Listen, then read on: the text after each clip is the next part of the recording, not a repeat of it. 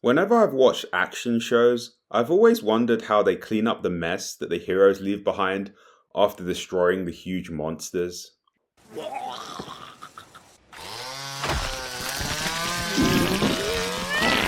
On second thoughts, I really wish I wasn't ever curious about that. This horrible predicament is where we find our main character, Kafka. He is a sweeper, which basically is a glorified bin man. These guys clean up after the real heroes in the story, the Defense Force. It turns out that Kafka wanted to be a Defense Force officer, but he gave up on it. I'm not gonna lie, I would want to be one of these guys too. They look incredibly cool, especially with their bootleg Gantz kit that they're wearing. But when I think about it, the mortality rate of the Defense Force must be pretty low. These kaijus are huge! Surely a few new recruits are getting crushed daily. The worst the sweepers get is a bit of acid. Sounds like an average day in London, to be honest. A young new employee joins the sweeping company and he isn't too fond of Kafka quitting on his ambitions of joining the Defense Force. なんで諦めちゃったんすか？上には上がいるというか、お前も年取ったらわかるように。わかんねえっす。俺は諦めないんで死ぬまでわかんねえっす。To be young. As I'm approaching the 30s club, a lot more of me understands where Kafka is coming from. Not saying that I'm a doomer or anything like that, but I used to come into all of my workplaces with this Ichikawa attitude of going around subtly shitting on everyone for losing their ambitions. Nowadays, that scene with Kafka on his bed, questioning if he should be content with his life while a bunch of mess clogs up his apartment, is eerily more relatable than it would have been 8 years ago. After a rough start, the pair of them start to bond over earplugs. No, Diddy. Let's try that again. Kafka tries to stick earplugs in Ichikawa. That's worse. Well, basically, they begin to bond over how miserable their jobs can be at times. You know, when you're stuck on poo duty.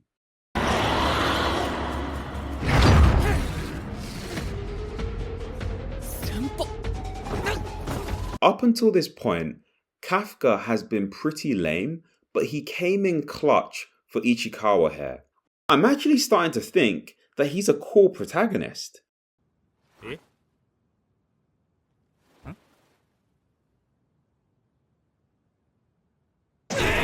This shocked the hell out of me.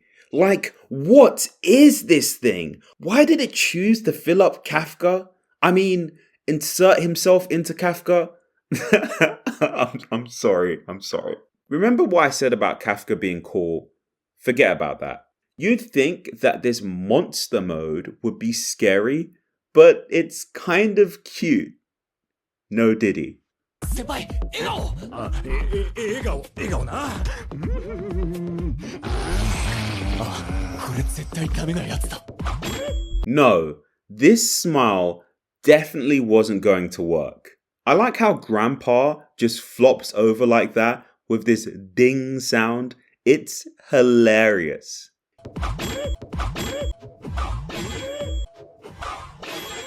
You know, it's the finer things in life. I don't know what it is, but Kaiju Kafka doesn't move how you'd think an insanely strong demonic looking monster would move. His mannerisms are so feminine and childlike. It's hard to take him seriously, and since these kaiju remind me of cursed spirits, it's all the more jarring for me. Imagine if Mappa animated cursed spirits moving the way that Kafka does in kaiju mode. Then there's this scene. すっげえおしっこしたい。今？けど一体どこから？それらしきものはないけど。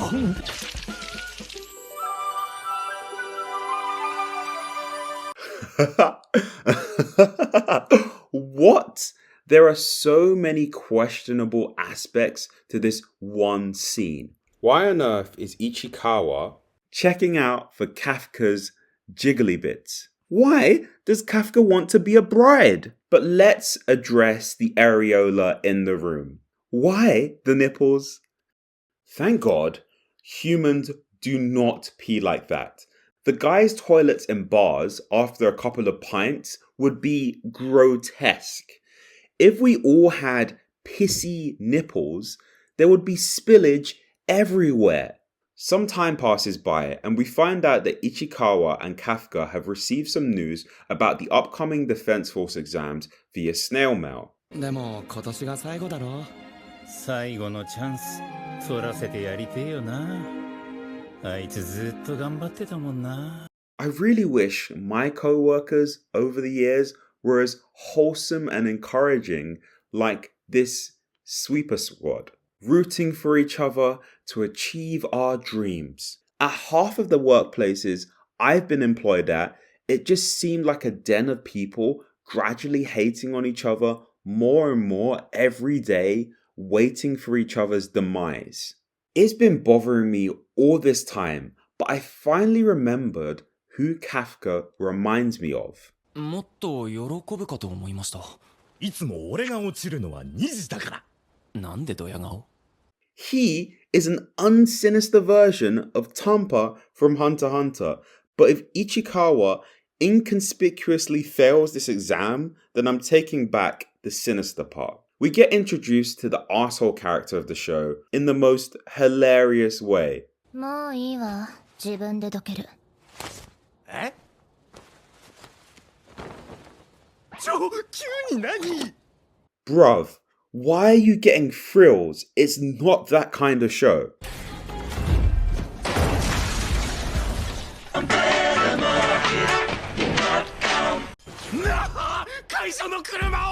Sergei would have a field day with this situation. That was uncalled for.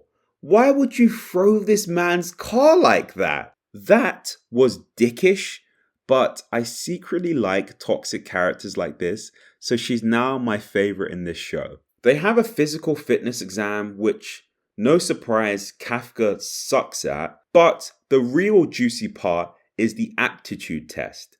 Aptitude, whatever. I'm just gonna say it. Kafka's defining trait is that he is lame. 解放戦力 0%! もう少し時間ください。今決まってるんで。こちゃうから。 If this line about being a bride wasn't moist enough for you, Kafka has some fun riding on Ishikawa.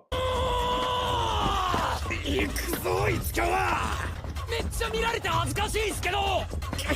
折れたとこすっげえ痛えけど。 I sincerely hope the bone he's talking about isn't the one I think it is. The vice captain has the right idea about this whole situation. He's just laughing throughout this entire ordeal. 腹狙え。何？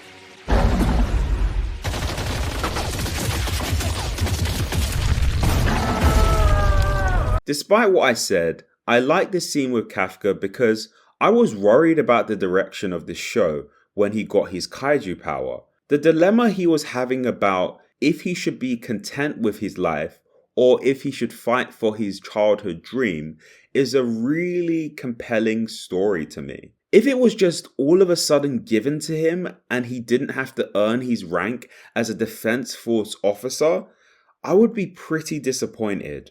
Somewhere else on the battlefield, Shinomiya is duking it out with, well, all of the kaiju. She is competent, incredibly competent. We find out the reason for this. Basically, Shinomiya has a Azula complex because her dad is a dick. 首席合格？そんなものは当然だ。一つの成功にとらわれると足元をすくわれる。すぐに次の目標に向かえ。No wonder she's a dick. She tries her best, but she's unable to take down the big boss Kaiju once it has been revived. Kaiju Mode Kafka comes through to save the day, and save the day he does. It's so satisfying to see these drops of blood fall like rain every time Kafka destroys a kaiju.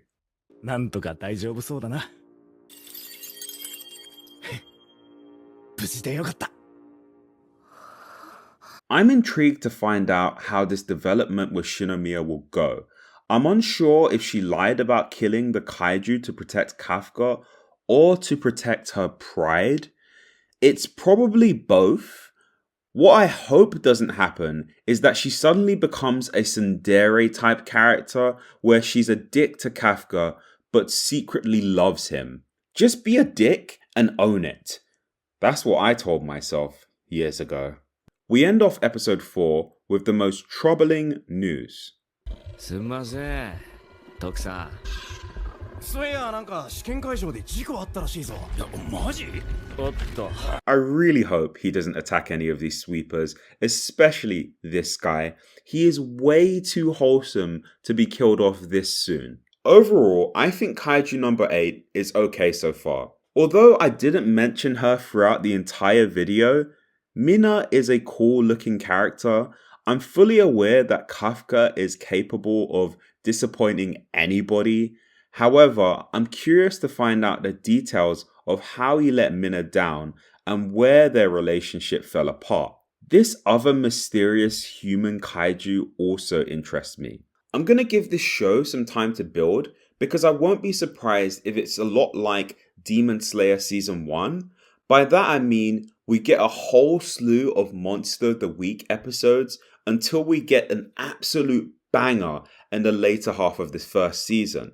So I'll keep watching. And Kafka is lame.